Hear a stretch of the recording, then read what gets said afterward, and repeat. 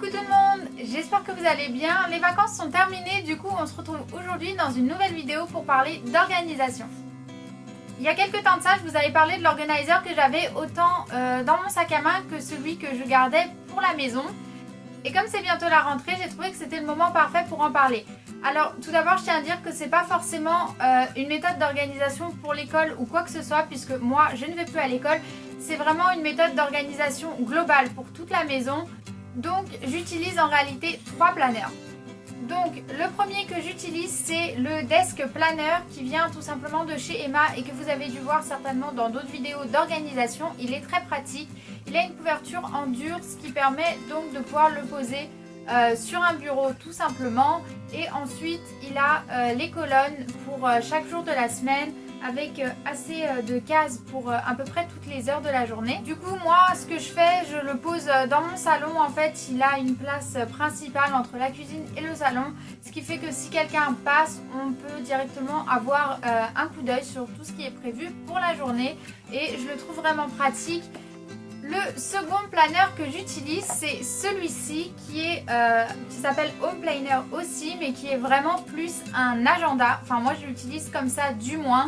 Il vient aussi de chez Emma, donc c'est la collection de l'année passée et il arrive bientôt à sa fin de toute façon puisqu'il va falloir que je le change en décembre.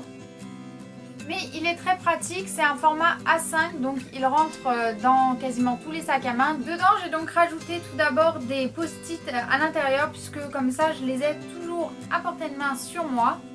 Et j'ai utilisé les pages de notes pour pouvoir poser des épingles et attacher à peu près tous les papiers que j'ai besoin d'avoir.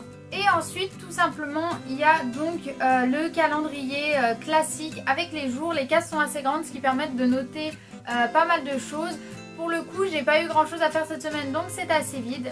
J'utilise aussi parfois des codes couleurs, donc tout ce qui concerne les vidéos généralement c'est en orange comme on peut le voir. Les choses importantes c'est en rouge, sinon j'écris majoritairement en noir. Et après il y a juste encore une épingle derrière, j'aime beaucoup les épingles comme ça, je trouve ça très pratique.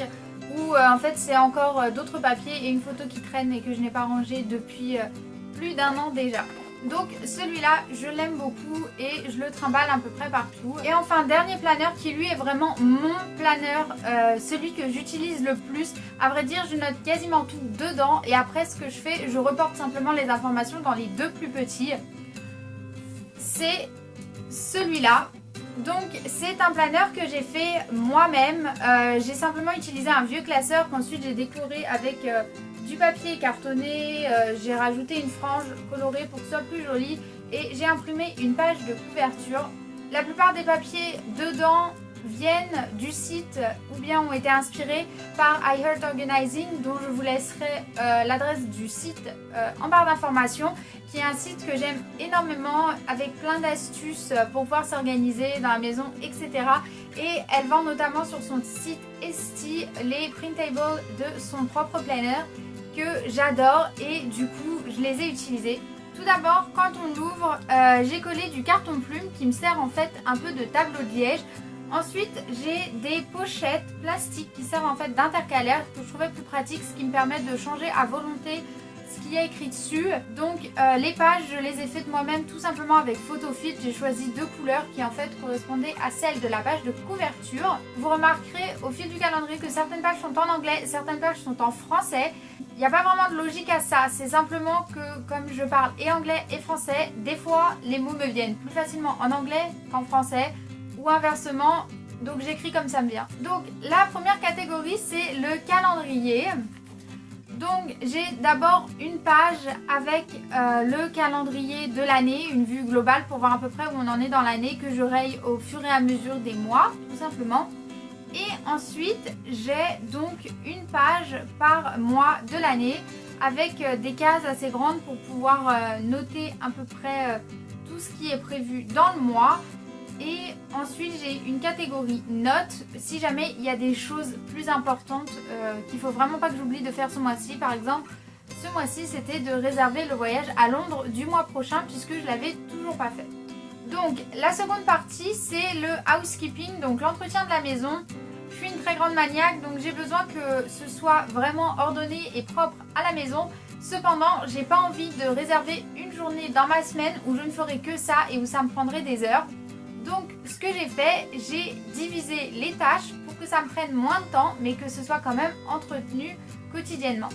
Du coup c'est divisé en plusieurs catégories. Il y a les choses qu'il faut faire tous les jours, celles qu'il faut faire toutes les semaines et celles qu'il faut faire tous les mois.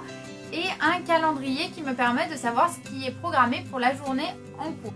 La partie suivante, c'est le budget. Je suis très dépensière, donc là encore, j'ai besoin que ce soit bien organisé. Tout simplement, c'est divisé en catégories. Il y a d'abord la catégorie de l'argent qui rentre, donc il y a les salaires. Et ensuite, c'est toutes les choses qui reviennent tous les mois environ. Donc ensuite, il y a une catégorie pour toutes les choses à dépenser en plus. Donc là par exemple j'ai un voyage de prévu et la Comic Con pour laquelle il faut que je garde des sous. La catégorie suivante est Groceries and Meals qui est donc toute la partie d'organisation des repas et des courses.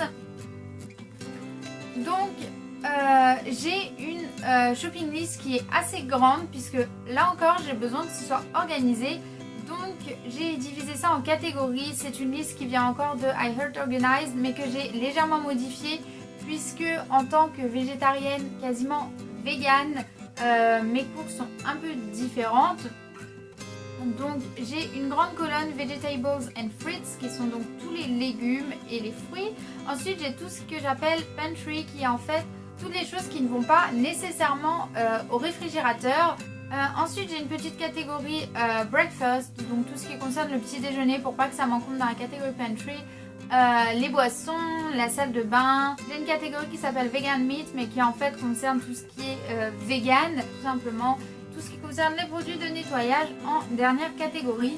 Et pour ne pas devoir fouiller dans tous les placards à chaque inventaire avant les courses, j'essaye de tenir un inventaire de ce qu'il y a dans les placards. Donc j'ai une page pour le frigo, une pour la pantry et une pour le congélateur puisque j'achète beaucoup de choses que je congèle qui me permettent de les garder plus longtemps. Ensuite je garde une catégorie projects avec toutes les choses qu'on aimerait faire.